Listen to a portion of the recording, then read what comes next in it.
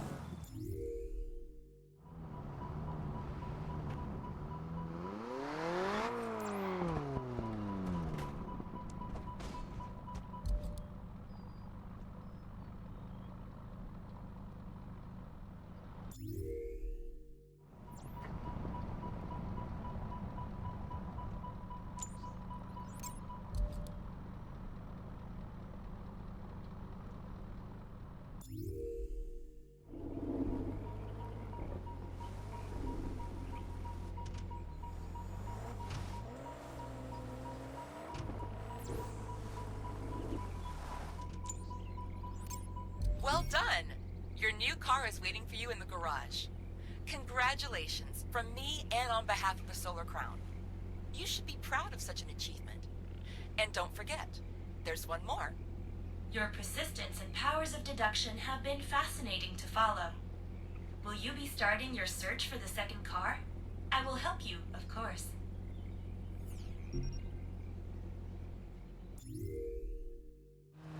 So that's all 14 Beetle Buggy locations. Now let's show you where all of the Mercedes 300 SLs are.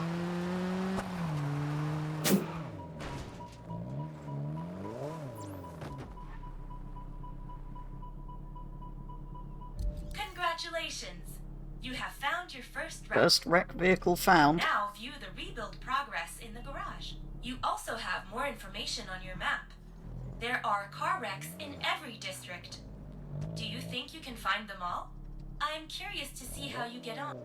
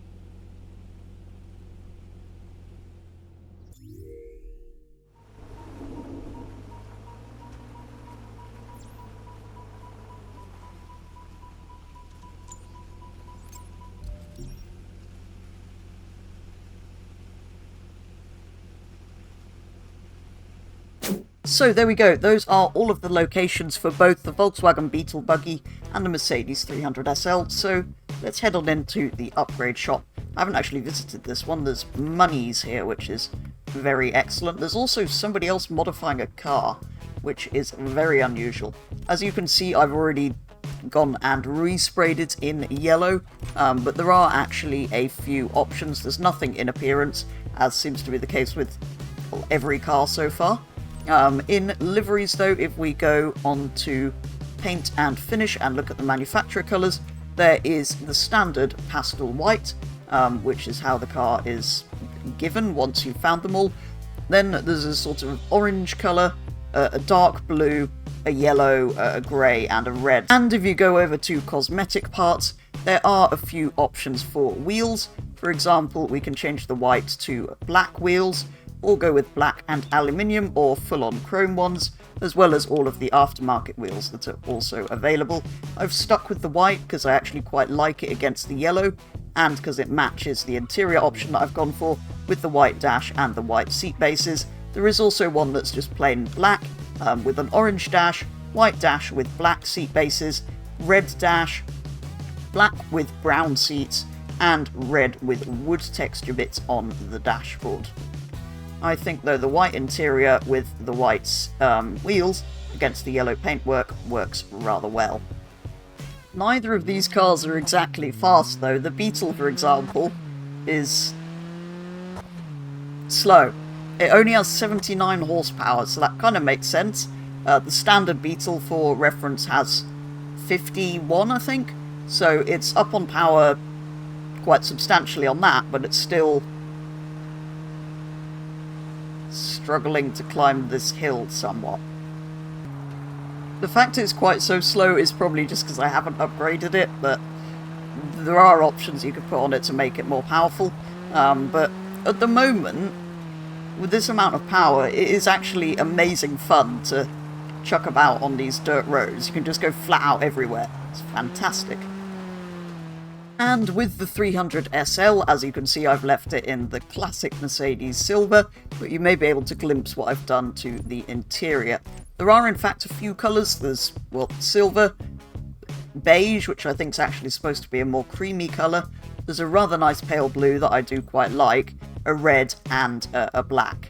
Then there are, of course, also some cosmetic options. We can change the wheels to blue-grey. If, for example, you painted it in the blue, you could colour match the wheels. Same with the ivory, and the black and red come with sort of chrome rim around the edge. Then there's the usual window tints, and the interior I think is fantastic.